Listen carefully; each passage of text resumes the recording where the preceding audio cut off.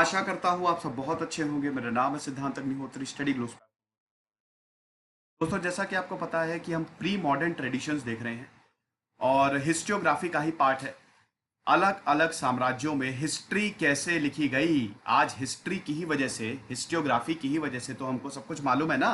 वरना कहाँ से मालूम चलता कि ये डायनेस्टी आई, इसने रूल किया, इसने इसको हराया।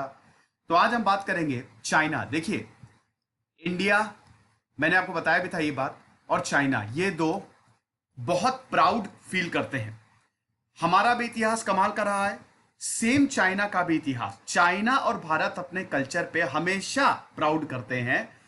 और जमीन की जंग के अलावा हमारी एक कल्चरल जंग भी है, कल्चरल वॉर भी है। वॉर नहीं कहेंगे, एक हेल्दी कंपटीशन रहता है।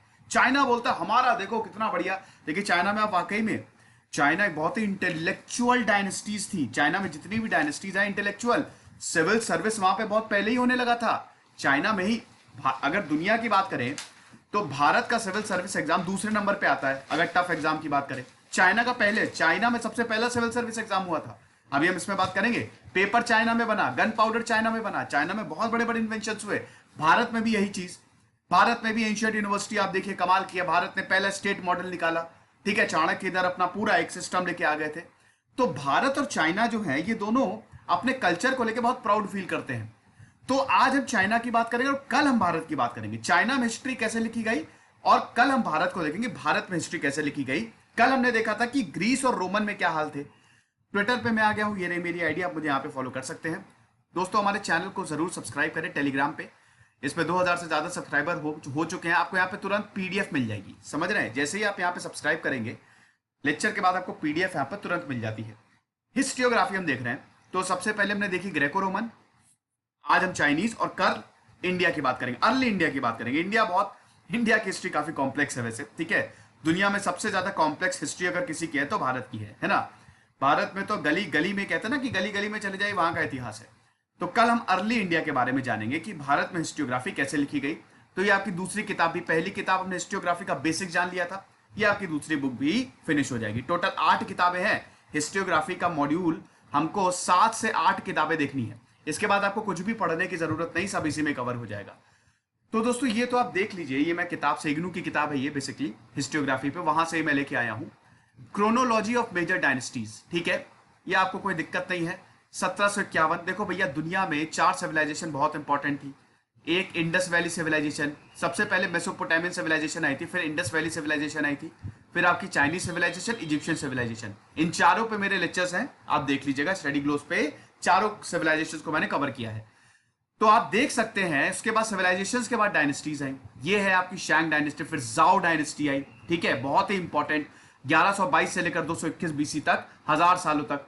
फिर वेस्टर्न जाओ, ईस्टर्न जाओ, मतलब एक तरीके से 256 बीसी। अब जाओ के बाद एक अनस्टेबिलिटी आ गई, कोई प्रॉपर डायनेस्टी नहीं आई, तो काफी वक्त तक स्प्रिंग और ऑटम पीरियड चला, और फिर warring state, different states war में थे चाइना के, ये चला 221 बीसी तक, 50 सालों तक। और फिर अल्टीमेटली हम देखते हैं क्विन डायनेस्टी आई, ठीक है, क्विन या चिन जिसको हम बोल देते हैं, जिसने चाइना को यूनिफाई किया। यहां पे फर्स्ट यूनिफिकेशन, इससे पहले चाइना बटा हुआ था, ठीक है। इसके बाद दोस्तों हान डायनेस्टी आई, है ना। आज भी चाइना में देखिए तो ज्यादातर आपको हान मिलेंगे, है ना। हान के जो वंशज हैं वो बहुत ज्यादा, अभी भी हान जो है वो सबसे ज्यादा प्रेवलेंट ग्रुप है चाइना में, ठीक है। तो हान डायनेस्टी आई, फिर 202 बीसी में हान डायनेस्टी आई, है ना। फिर हम देखते हैं कि अगेन डिसइंटीग्रेशन शुरू होता है। अब यहां पे सुई टैंग डायनेस्टी है, सुई और टैंग डायनेस्टी अगेन बहुत इंपॉर्टेंट, ये एडी की बात हो रही है, 618 एडी से 906, और अगेन 907 से 960।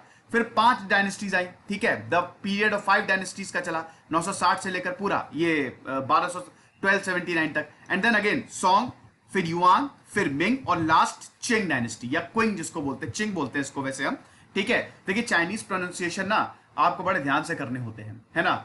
चाइना में ख, इन सब पे बहुत ज्यादा, ये जो हम बोलते हैं फोनेटिक्स पे बहुत ज्यादा ध्यान दिया जाता है, वरना अगर जरा सा भी इधर उधर हुआ तो कुछ और ही मतलब निकल जाता है, ठीक है। तो चाइना की लैंग्वेज बड़ी टेक्निकल है। एनीवे, तो ये चिंग डायनेस्टी जो थी, यही चिंग डायनेस्टी के ही अंदर जो लास्ट डायनेस्टी थी, इसमें चाइना बर्बाद हो गया, ठीक है। चिंग डायनेस्टी बिल्कुल सबसे वीक डायनेस्टी थी, लास्ट रूलर तो बहुत वीक थे। 19th सेंचुरी में चाइना तो सारे युद्ध हारा, ह्यूमिलिएशन पीरियड बोला जाता है, सारे युद्ध हारा और चाइना बिल्कुल गरीब हो गया था। एक इतनी महान सिविलाइजेशन, महान डायनेस्टीज, एकदम बहुत बुरी हालत हो गई। ठीक है, अब हम बात करते हैं हिस्ट्रियोग्राफी की। तो देखिए हिस्ट्रियोग्राफी में वैसे तो चाइना से, जैसे भारत में भी 6 स्कूल्स ऑफ फिलोसफी हैं, अगर हिंदुइज्म की बात करें, चाइना में भी 6 स्कूल्स ऑफ फिलोसफी हैं। उनमें सबसे इंपॉर्टेंट आता है कॉन्फ्यूशियनिज्म। आज चाइना में देखिए, ऐसा बोला जाता है कि देखिए 1949 में चाइना जो है वो कम्युनिस्ट हो गया, आज चाइना में कम्युनिज्म है। ठीक है, अब कम्युनिज्म और ये फिलॉसफी जो है, ये जो ह्यूमैनिस्ट, ये बिल्कुल अलग अलग है। ठीक है, कम्युनिज्म जो है वो इक्वल रिप्रेजेंटेशन की बात करता है, वो क्रांति की बात करता है, वो हिंसा की भी बात करता है। ठीक है, लेकिन कॉन्फ्यूशियनिज्म बिल्कुल उससे उलट है। तो कॉन्फ्यूशियनिज्म चाइना में सबसे ज्यादा प्रेवलेंट फिलॉसफी है।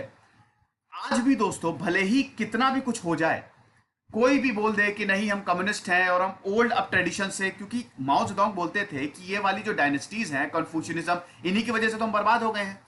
हम ये जो अमन चैन फॉलो कर करके हमारा ये हाल हो गया, तो हम अब उस रास्ते पे जाएंगे। लेकिन उसके बावजूद आपको चाइना में कॉन्फ्यूशियनिज्म मिलेगा।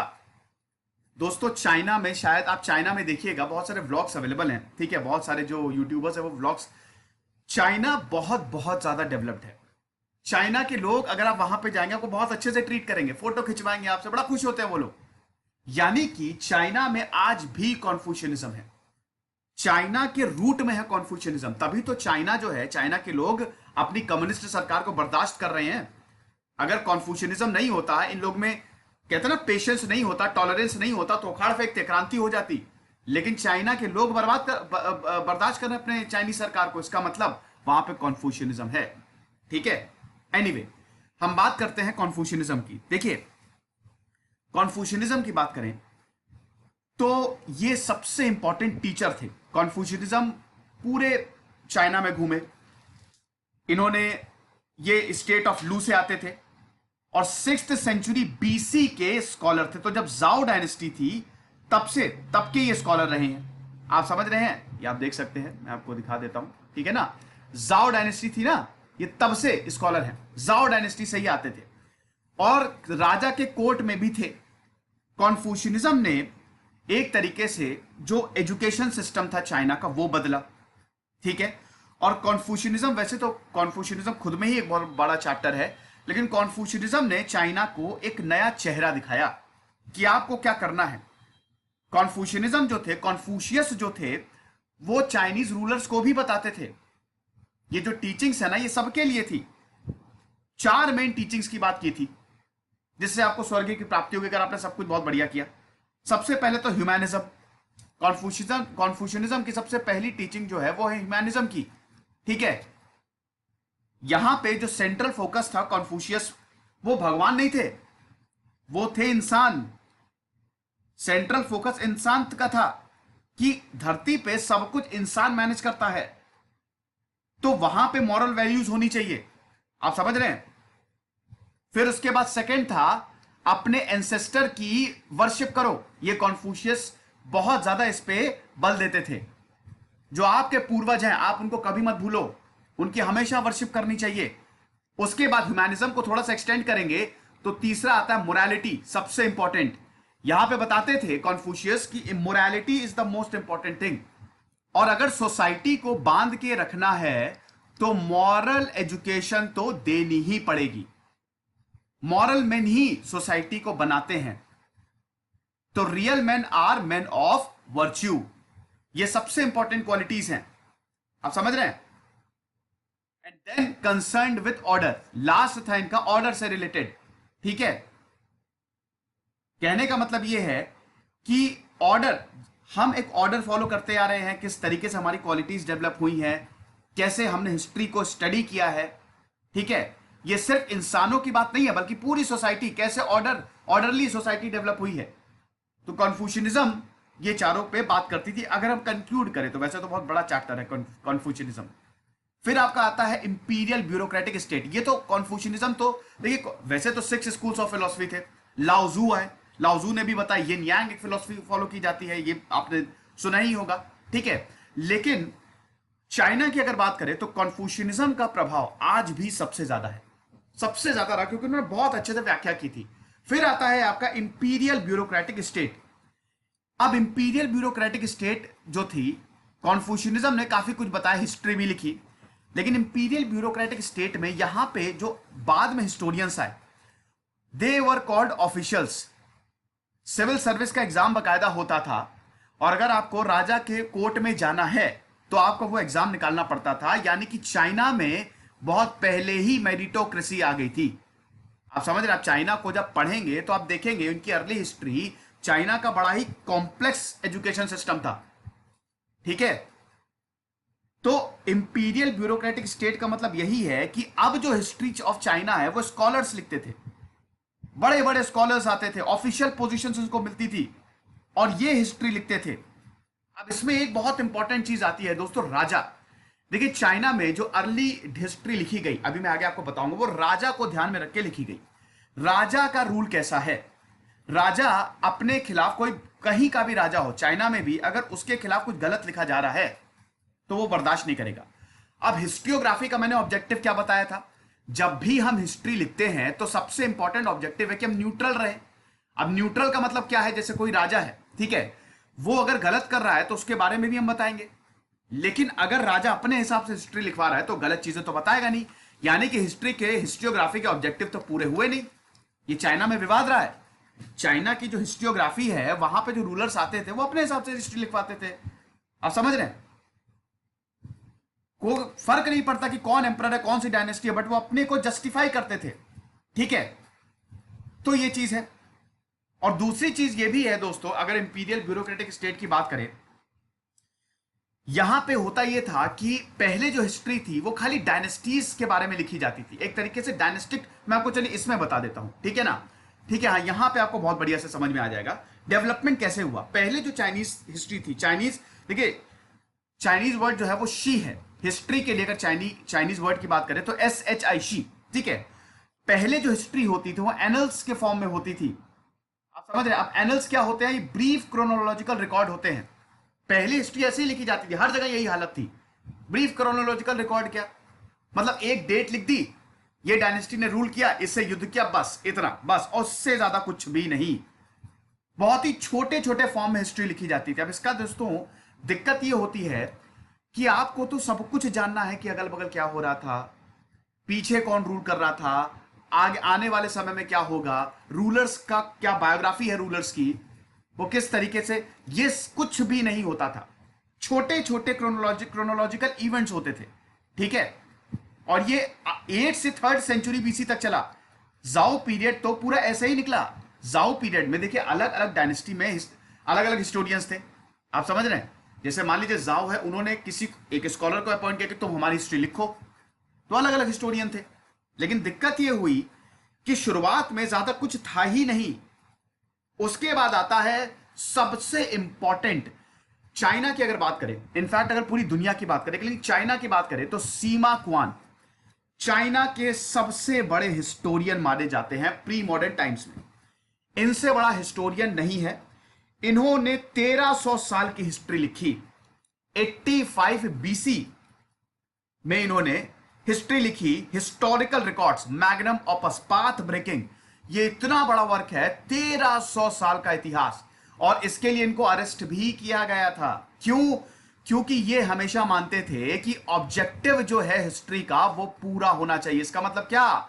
न्यूट्रलिटी। मतलब बेटा अगर राजा गलत कर रहा है तो हम वही दिखाएंगे, जो हो रहा है किंगडम में हम वही दिखाएंगे, हम राजा के हिसाब से नहीं चलेंगे। राजा को बड़ा मूड खराब हुआ, लेकिन बाद में राजा समझे, उन्होंने कहा कि हाँ ये भी बिल्कुल सही कह रहे हैं। तो सीमा क्वान ने जो हिस्ट्री लिखी वो कमाल की लिखी। वो एनल्स, पहले एनल्स होता था, अब ऐसा कुछ नहीं था। सीमा कुआन ने, पता है कैसे, उनका फॉर्मेट कैसा था? Annuls plus biography plus monograph, सब कुछ, सारे इवेंट्स को बहुत अच्छे से डॉक्यूमेंट किया इन्होंने। ठीक है, इनका जो हिस्टोरिकल रिकॉर्ड है ये पांच पार्ट में है। ठीक है, बहुत लंबा चौड़ा 1300 साल का इतिहास है। मोनोग्राफ की बात करें, एनल्स तो आप समझ ही गए, ये तो क्रोनोलॉजिकल इवेंट्स होते थे, और इसमें एक आता था मोनोग्राफ। मोनोग्राफ क्या होता है? मोनोग्राफ में आता था दोस्तों जैसे रिचुअल्स और म्यूजिक हो गई, कैलेंडर्स हो गया, एस्ट्रोलॉजी हो गई, रिवर्स हो गई, एस्ट्रोनॉमी हो गई, कल्चर भी इसमें पूरा इंक्लूड करते थे ये। और बायोग्राफी तो आपको पता ही है, रूलर्स की बायोग्राफी। और सिर्फ रूलर्स की ही बायोग्राफी नहीं, उनके इर्द गिर्द ऑफिशियल्स कौन थे, उनके कोर्ट में क्या हो रहा था, ये सब सीमा क्वान ने बताया। आप कोट करिएगा, जब जब भी आप, अगर इस तरीके का सवाल आए, सवाल तो आएगा ही आएगा, तो हमेशा आप सीमा क्वान को कोट करेंगे। तो ये चीज है। यहां तक तो सीमा क्वान ने डेस्पोटिक ऑफिशियल्स और ऑनेस्ट ऑफिशियल्स ये तक बता दिया था। तो अब समझिए, डेस्पोट, ऑनेस्ट तो ठीक है, डेस्पोटिक जिन्होंने इसको पढ़ा होगा हालत खराब हो गई होगी। और यही मेथोडोलॉजी बाद में जो चाइना में हिस्टोरियंस आए उन सब ने यही अपना। याद रखिएगा दोस्तों, जो मैं बोल रहा हूं, ये जो मैं आपको पढ़ा रहा हूं ना, ये खजाना है, ठीक है, ये आपको कहीं पे भी नहीं मिलेगा, समझ रहे हैं। ये जो मैं आपको बता रहा हूं ना, ये आपको कहीं इतने सिंपल तरीके से आपको, वैसे आपको मिलेगा ही नहीं। ये पोस्ट ग्रेजुएशन और under graduation, post graduation in fact जो हिस्ट्री में पीजी कर रहे हैं उनके लिए तो बहुत ही अच्छा है। जो इग्नू के एग्जाम दे रहे हैं, जो यूनिवर्सिटीज के एग्जाम दे रहे हैं, और जो हिस्ट्री एज एन ऑप्शनल लिया, उनके लिए बहुत बढ़िया है। तो मैं जो बोल रहा हूं ना, वो भी आपको कोट करेगा। सारी किताब तो मैं यहां पे लिख नहीं पाऊंगा, ठीक है, तो किताब के वर्ड्स में आपको बोल रहा हूं, अपने हिसाब से समझा रहा हूं, और बाकी जो मेरी खुद की इतनी ज्यादा नॉलेज है, ठीक है। तो ये चीज है। फिर आता है आपकी डायनेस्टिक हिस्ट्रीज। डायनेस्टिक हिस्ट्रीज दोस्तों बहुत ज्यादा अच्छी नहीं मानी जाती। ऐसा इसलिए है कि बेसिकली इसमें 24 कलेक्शन है, 24 स्टैंडर्ड कलेक्शन ऑफ हिस्ट्रीज है, ठीक है। अच्छी है, ऐसा नहीं है। देखिए, आप चाइना में देखिए कि कितना बेहतरीन तरीके से उन्होंने हिस्ट्री को कंपाइल किया है। लेकिन डायनेस्टिक हिस्ट्री छोटी छोटी है, इसमें एक डायनेस्टी की बात की गई है, ठीक है। इसमें एक डायनेस्टी की, जैसे सीमा कुआन ने भी, ये जैसे सीमा कुआन ने डायनेस्टिक हिस्ट्री जब लिखी तो उन्होंने बहुत सारी डायनेस्टी को लिखा, लेकिन ज्यादातर डायनेस्टिक हिस्ट्री की बात करें तो उसमें एक ही डायनेस्टी की बात की जाती है। अब ये होता क्या है कि इसमें बहुत हमको पता नहीं चल पाता, ठीक है। जैसे हान डायनेस्टी का जब डाउनफॉल हुआ 3rd सेंचुरी एडी में, तो बहुत सारे सेवरल एम्पायर जो है वो टूटे, वॉरिंग पीरियड आया, नहीं सॉरी, मतलब टूटे एक तरीके से, है ना। तो ये जो डायनेस्टिक हिस्ट्रीज है ये बहुत अच्छे से मतलब चीजें बताती हैं, लेकिन बहुत सही से नहीं। फिर आता है आपका लेटर इंपीरियड पीरियड। लेटर इंपीरियड पीरियड हान डायनेस्टी के बाद जब चाइना को यूनिफाई किया गया, सुई डायनेस्टी ने 689 एडी में चाइना को पूरा यूनिफाई कर दिया गया। उसके बाद ये आपका लेटर इंपीरियड पीरियड आता है, और ये सबसे इंपॉर्टेंट पीरियड है। यहां पे जो हिस्ट्री लिखी गई वो कमाल थी। यहां पे जो रूलर्स थे 689 एडी के बाद, आज से 1300 साल पहले, रूलर्स ने बकायदा ऑफिशियल्स को यहां पे लेके आइए। सिविल सर्विस के एग्जाम होते थे कि आप हिस्ट्री लिखो। हिस्ट्री लिखने के लिए एक बकायदा पूरा ग्रुप बनाया गया, एक अलग से ऑफिस बनाया गया जिसको इंपीरियल ब्यूरो ऑफ हिस्ट्रियोग्राफी बोला गया। ये हिस्ट्री का इंसाइक्लोपीडिया था, सारी हिस्टोरिकल इंफॉर्मेशन आपको यहां पे मिल जाएगी, जिसको ग्रेट यहां पे इंसाइक्लोपीडिया बोला जाता था। सबकी जो हो रहा है और जो हुआ है बहुत अच्छा यहां पे आपको अकाउंट मिलता था। ये सबसे बेहतरीन लेटर इंपीरियल पीरियड जो था वो हिस्टियोग्राफी के लिए सबसे बढ़िया था। टैंग और सॉन्ग पीरियड्स तो ये तो पीरियड ऑफ इंटेलेक्चुअल्स इंक्वायरी थे अगर हिस्टियोग्राफी की बात करें, ठीक है। टैंग डायनेस्टी के जो ल्यू जिजी स्कॉलर थे, क्या जबरदस्त हिस्ट्री लिखी है। जो उन्होंने किताब लिखी है, ल्यू जिजी ने जो किताब लिखी है, टैंग डायनेस्टी के थे ये। आई होप आप इसमें कंफ्यूज नहीं हो रहे होंगे, मैं आपको बता देता हूं, ठीक है। ये है ना टैंग डायनेस्टी, ये देखिए सुई डायनेस्टी। सुई डायनेस्टी ने पूरे चाइना को यूनिफाई किया था। और फिर आती है आपकी टैंग डायनेस्टी, ठीक है। ये देख लीजिए 618 से लेकर, मतलब 907 से लेकर पूरा 960 तक, ठीक है। तो टैंग डायनेस्टी के जो मतलब जो हिस्टोरियन थे, उन्होंने जो किताब लिखी है ऑन हिस्ट्री, वो कमाल की लिखी है दोस्तों, जबरदस्त, शीटोंग जिसको बोला जाता है, ठीक है। तो लेटर इन पीरियड बहुत ही बढ़िया थे, बहुत जबरदस्त हिस्ट्री लिखी गई, ठीक है। उसके बाद दोस्तों थ्योरीज की बात करते हैं। थ्योरीज तो चलिए मैंने आपको बताई दिया। तो डायनेस्टिक साइकिल है। डायनेस्टिक साइकिल मतलब अलग अलग डायनेस्टी को स्टडी करना। ये शॉर्ट होती थी, ठीक है, इसमें ज्यादा कुछ पता नहीं होता था। इसमें सिर्फ rise and fall of dynasty जो है वो दिखाया जाता था, लेकिन तब भी ये बहुत इंपॉर्टेंट है, यूजफुल है। पहले इसमें देखिए दो तरीके हैं कैसे ये यूजफुल है। पहली बात तो ये है कि यहां पे बहुत सारे डायनेस्टीज के बारे में हमको पता चलता था। कुछ डायनेस्टीज 300 साल से ज्यादा चली, तो इतना बड़ा पीरियड हमको पता चलता था कि क्या हुआ। दूसरी चीज ये है कि यहां पे मॉरल ऑब्जेक्टिव पे ज्यादा एम्फेसिस दिया जाता था। डायनेस्टिक हिस्ट्री लिखी जब जाती थी डायनेस्टिक साइकिल में, मॉरल ऑब्जेक्टिव क्या है, देखिए जब हिस्ट्री लिखी जाती है ना, तो इसमें क्या होता था कि रूलर कैसे रूल कर रहा था और आने वाले रूलर कैसे रूल करेंगे, ये पूरा बताया जाता था। हिस्ट्री ये भी एक बहुत इंपॉर्टेंट रोल प्ले करती थी। आने वाले जो रूलर्स थे उनके लिए एक किताब तो खैर हिस्ट्री होती है, एक लेसन होता था। तुम्हारे जो पूर्वज ऐसे रूल करते थे, तुमको भी ऐसे ही रूल करना है, ठीक है ना। शुरुआत के रूलर जो होते थे वो तो बड़े स्ट्रांग होते थे, लेकिन लास्ट के रूलर्स को डायनेस्टिक साइकिल में हमेशा वीक दिखाया जाता था। जाहिर सी बात है ना, लास्ट रूलर तो वीक होगा ही, तभी तो वो डायनेस्टी का पतन होगा। सिंपल सी बात है, ठीक है। और यहां पे राजा को भगवान माना जाता था। डायनेस्टिक रूल में राजा को भगवान माना जाता था, ठीक है। लेकिन उसके बावजूद दोस्तों ये खाली शॉर्ट टर्म चेंजेस की बात करती थी। 1000 साल 1500 साल की बात नहीं करती थी। जब तक डायनेस्टी है ये तब तक बात करती थी, ठीक है। रियल चेंज की यहां पे बात नहीं होती थी। फिर आती है आपकी कंटिन्यूअस हिस्ट्री, जैसे सीमा गुआंग ने जो लिखी है, कमाल कंटिन्यूअस हिस्ट्री। सीमा गुआंग 1019 से 1086 तक गजब के हिस्टोरियन। सीमा गुआंग ने जो हिस्ट्री लिखी वो कमाल की थी। ये कंटिन्यूअस हिस्ट्री है, लगातार एक के बाद एक सारी डायनेस्टीज को हम स्टडी करते हैं। अब लास्ट हम सेगमेंट पे आते हैं, फीचर्स क्या हैं। सबसे पहले तो ऑफिशियल हिस्ट्री की बात करें तो दे आर ऑल ऑफिशियल। मैंने बताया ना कि यहां चाइना में जो हिस्ट्री लिखी गई है, रूलर्स यहां पे अपॉइंट करते थे, ठीक है। तो रूलर्स जो हैं वो अपॉइंट करते थे, सबसे पहली बात तो यही है। तो जितने ऑफिशियल्स हैं they were exclusive. So history of China was written by officials. दूसरी चीज यह भी है कि जो कंटेंट होता था, एडमिनिस्ट्रेशन पे ज्यादा फोकस होता था। रूलिंग हाउसेस और एम्परर पे ज्यादा, कैसे रूल हो रहा है, कैसे एडमिनिस्ट्रेशन, इस पे ज्यादा फोकस होता था। मेन सोर्स ऑफिशियल डॉक्यूमेंट होते थे, तो ये ऑफिशियल हिस्ट्री है। दूसरा नॉर्मेटिव हिस्ट्री। नॉर्मेटिव क्या है, ये दूसरा फीचर है। हिस्ट्री जो लिखी जाती थी वो एक गाइड की तरह होती थी कि आने वाला जो रूलर है, जैसे डायनेस्टिक साइकिल की बात करें उसके बारे में जो लिखा गया है, तो जो आने वाला रूलर है उसके लिए ये गाइड की तरह काम करती थी कि तुमको ऐसे रूल करना है। एक मैसेज होता था और स्टैंडर्ड फॉर्मेट होता था, सबका एक जैसा फॉर्मेट होता था, ठीक है। और ऑब्जेक्टिव क्या होता था, ऑब्जेक्टिव यही होता था कि जितने ज्यादा फैक्ट्स रखे जा सके, लेटर पीरियड में तो ज्यादातर जितने ज्यादा, जो ग्रैंड हिस्टोरियन थे सीमा कुआन, जितने ज्यादा फैक्ट लिखे जा सके उतना ज्यादा अच्छा है, ठीक है ना। तो ये चीज है। ये लेक्चर था दोस्तों, आई होप आपको चाइनीज हिस्टोग्राफी के बारे में समझ में आया होगा। कल हम भारत की हिस्टोग्राफी के बारे में बात करेंगे। कुछ रहे पढ़ते रहिए। सिद्धांत अग्निहोत्री साइनिंग।